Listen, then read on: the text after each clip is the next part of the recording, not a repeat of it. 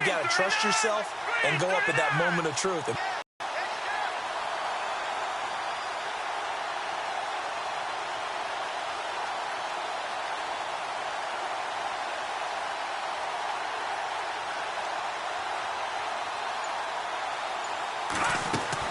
To throw on third down.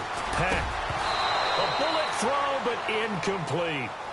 And it is true. You can draft the fastest. You can draft the most athletic guys.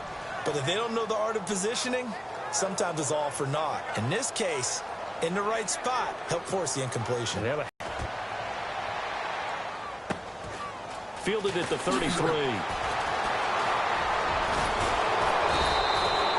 Nice job bringing that one back. 14 on the return. And the Falcons will be taking over 1st and 10.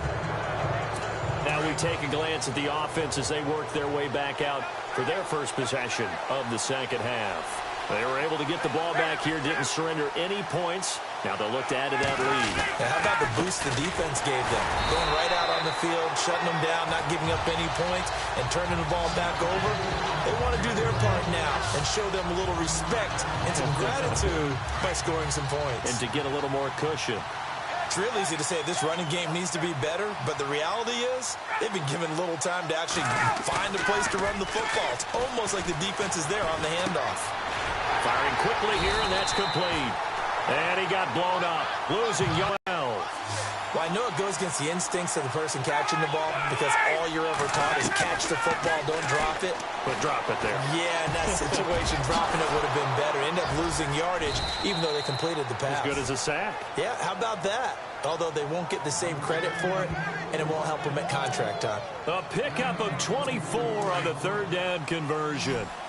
So on that play, defense was in the zone. They ran a crossing route offensively, but the defense there, you got to be good with communication, don't you? You certainly do, and it's not something that is really evident when you watch it on the screen. But everyone's talking, communicating, pointing, and it keeps you from chasing receivers because you have a specific zone you have to cover. When a receiver's in your zone and he crosses to another one, you got to let your guy know.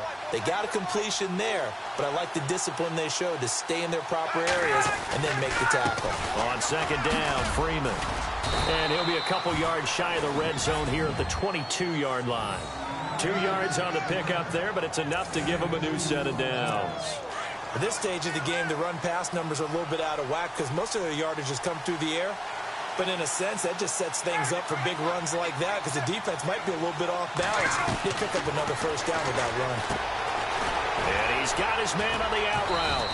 And he gets it inside the 10 to the 9. A solid pickup of 13 sets him up 1st and goal. I like how they work the tight end on a nice little under route there. And if you're going to give him that much space, he's not even going to catch the football. He's going to run away from you a little bit, and that's exactly what he just did there, picking up extra yardage. Now West. And they go the wrong way on this one. Losing yardage back at the 12. A loss of a full 3 yards, and now it's second down.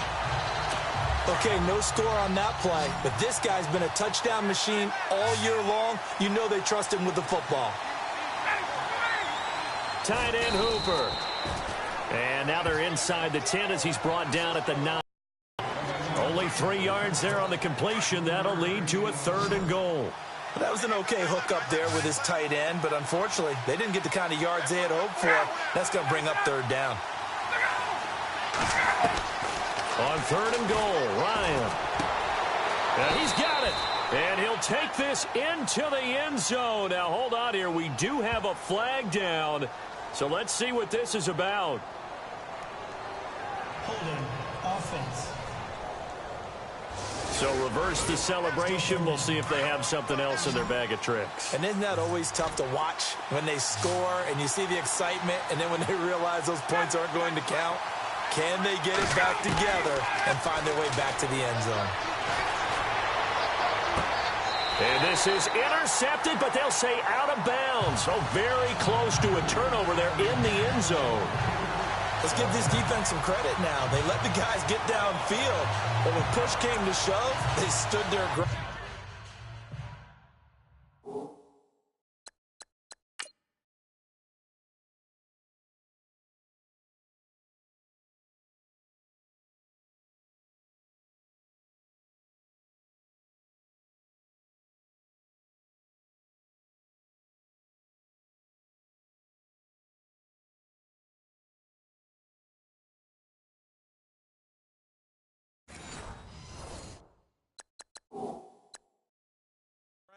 And now they'll likely force a field goal attempt.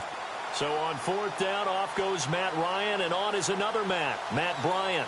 It'll be from the right hash, and it'll be a 36-yarder. And Bryant's kick is good. And that will add 3 more to their lead. It pushes it up to 6. So 3 field goals for him here, and this last one helps him stretch out the lead. And he's been solid as usual. And this is what you need to do. Make sure you get points out of every possession. And so far, they've done a nice job of that.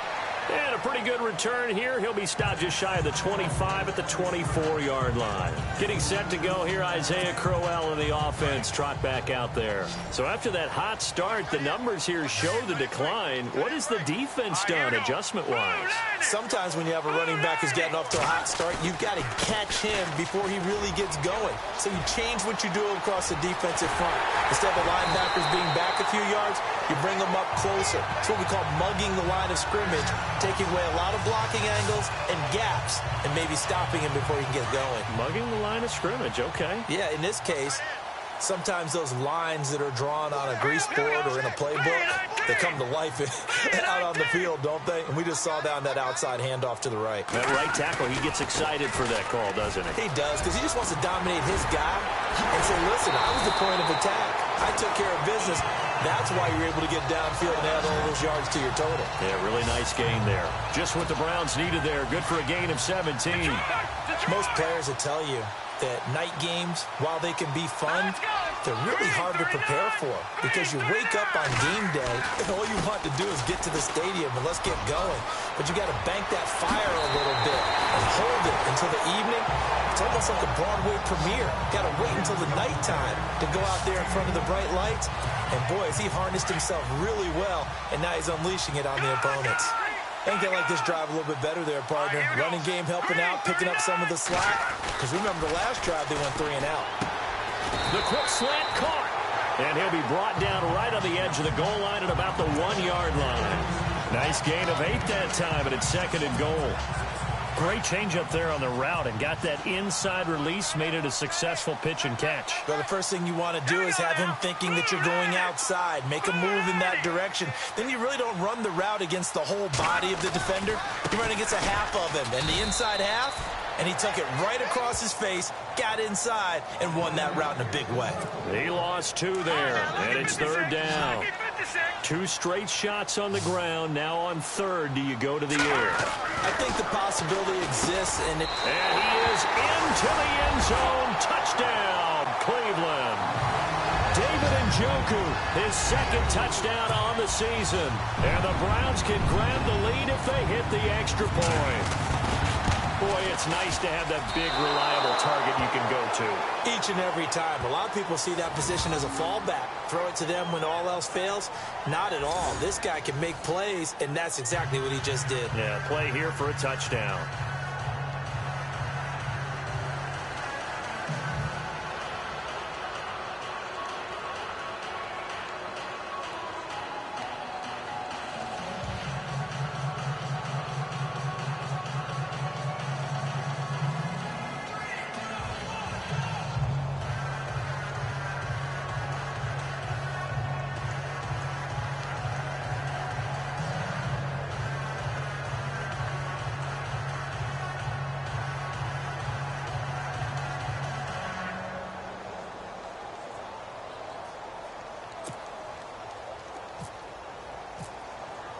So a tie ball game here as the kick's away.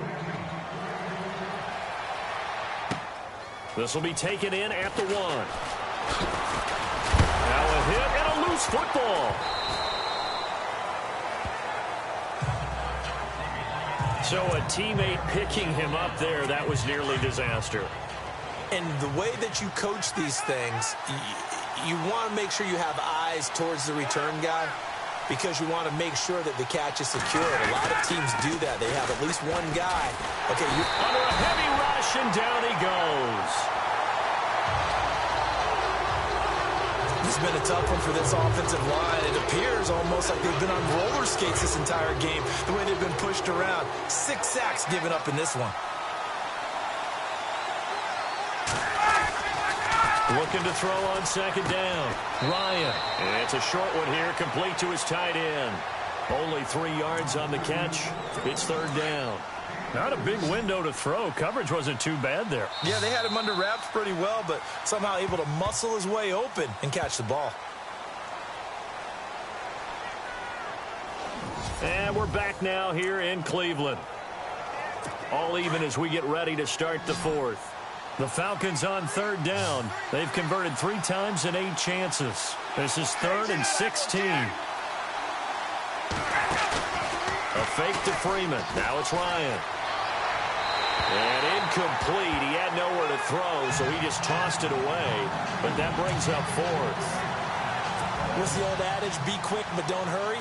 Well, that went right out the window there. He was hurried, harassed. That ball had to be gotten rid of, otherwise he was going to get sacked. The punter Bosher on now as he gets this one away.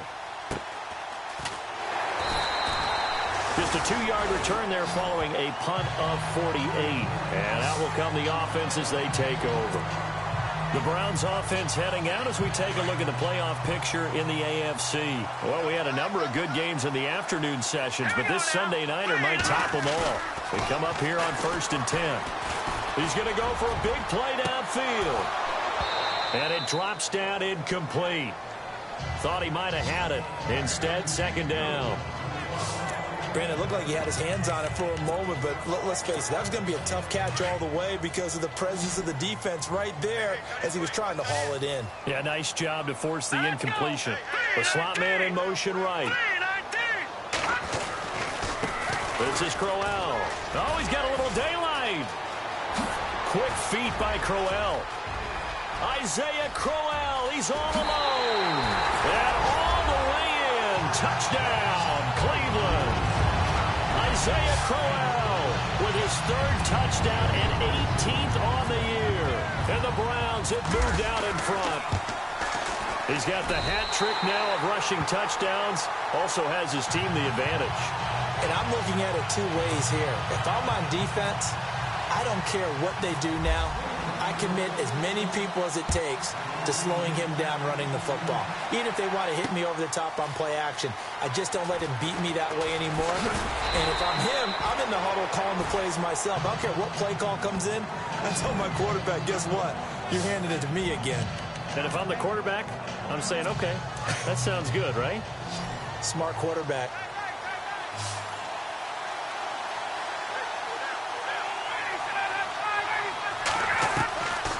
First down, Ryan. And a quick throw here, that's complete. And he'll go down just shy of the 25 at the 24-yard line. 7 yards, the pickup on the pitch and catch.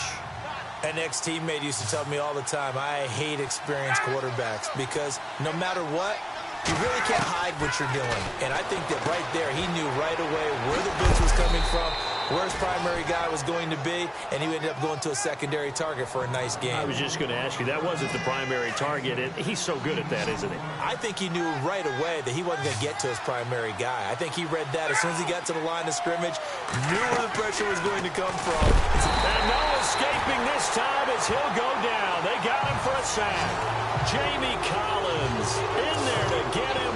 Sack number 14 for him on the year. This offensive line flat out cannot handle this pass rush. We've seen it demonstrated time and time again to the tune of 7 sacks in this game thus far. To throw on second down, Ryan. It's caught over the middle, Hooper. A big hit. Knocked down sideways. That one goes for 36 yards. And at this stage, down in the second half, looks like they just wanted to find a way to get it in the hands of their playmaker, and they did. I think you're exactly right. I don't think the coordinator's looking at his play sheet and trying to figure out which play will work well. He's trying to figure out how to get the ball to the playmaker that you just described. Looking down at that sheet, you find people plays, not necessarily X's and O's, and that's exactly what they did there. Never make the mistake that the slot receivers, especially the little guys like we're watching here, are just quicker than fast. A lot of them combine quickness and speed, and they catch a lot of footballs, as we just saw there. From the shotgun, Ryan. This is caught. Nice gain of 8 that time, but it's second and goal. Tell you what, he's been able to put the ball in some tight spots all game long. That throw, no different. Yeah, a lot of people would call it a gutsy type of a throw. I think he looks at it as, I can do it, so it's not that big of a deal to me, and I'm going to keep firing. Throwing again, Ryan.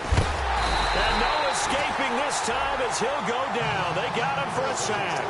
Emmanuel Agba, he's the one to get him, and that's sack number 7 for him on the year. The amount of sacks that they've absorbed in this game is absolutely extraordinary. Let's just face it. This offensive line, flat out, cannot handle this pass rush. It's been demonstrated time and time again. And he's going to be brought down just shy of the 5 at the 6. It'll be a gain of 7, but still well short here with 4th and goal looming. Brandon, it's easy to make decisions from right up here where we are, right in the cheap seats, but let's be frank about this one. This isn't even a decision as far as I'm concerned. They have to go for it here. Field goal does you almost no good as time's running out in the game. If you want to win, you have to be aggressive here. He loses 5 full yards to bring up 4th.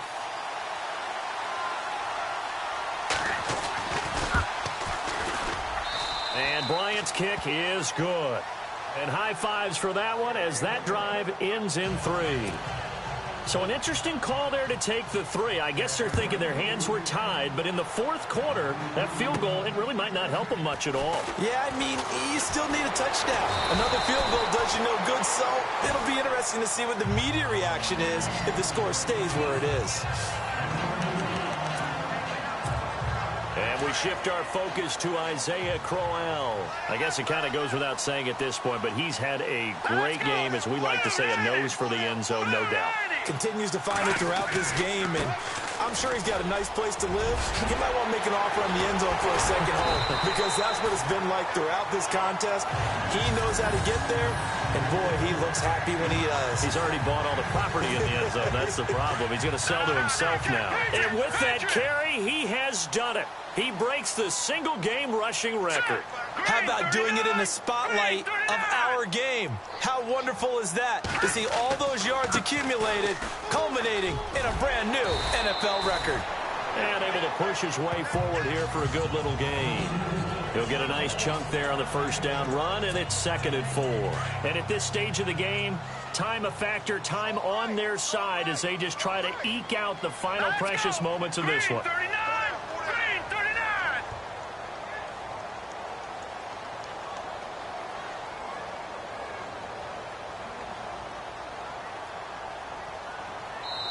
Time for a break. We'll come back for the electrifying conclusion after this. So the Browns in possession of the football here as we get you reset.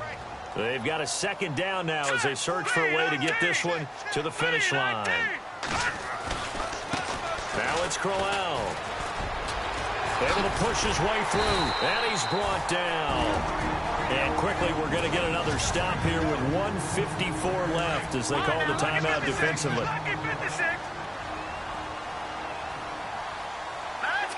Coleman, the man in motion left. They'll run with Crowell. And he's going to get this inside the 30. And the Falcons going to use another timeout. And they'll be disappointed to have to burn one there after giving up the first down.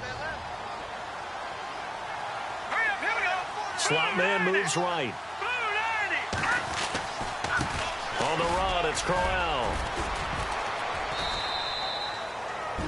Now the defense will burn their 3rd and final timeout. And as the two teams talk it over on their respective sidelines, we take a break. Coleman, the man in motion left. Now a handoff as they run left side. Quick feet by Crowell. And he'll take it down here just shy of the 15 at the 16-yard line. 7 yards there, good enough to move the sticks. Do my eyes deceive me, or is he getting stronger as this game moves along? Burst seems just as good here in the 4th as it was way back in the 1st, doesn't it? I do believe someone put a lot of time in the offseason and continues to condition during the season in order to continue to carry the ball at this rate.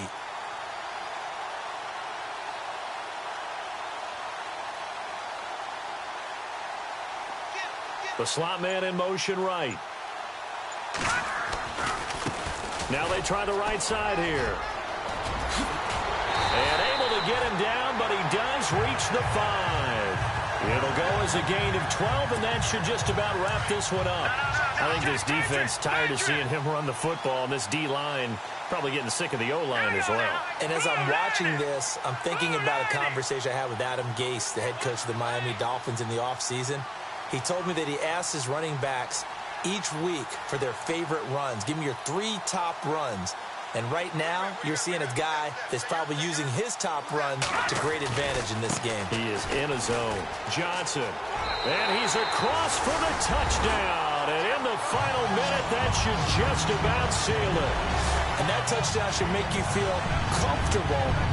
But do you really feel like it's totally over yet? Not totally, but I think you're pretty much there. Yeah, you still got to make sure you stay with it, do all the right things down the stretch, especially on defense. But that touchdown there, you've got to feel good about your chances. Set now to kick this one away, and off it goes.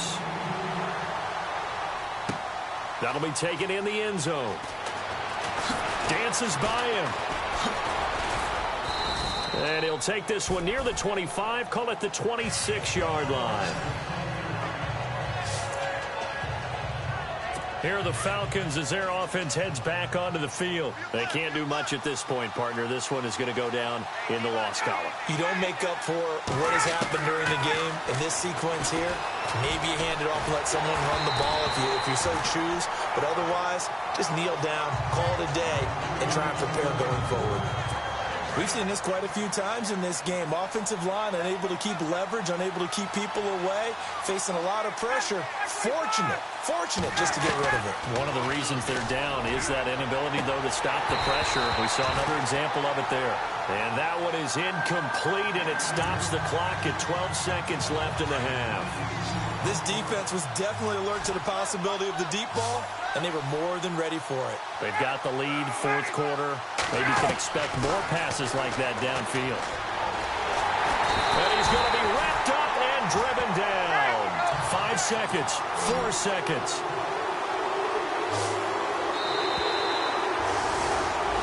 Charles, we saw a lot of points go up in this one. Certainly defensively,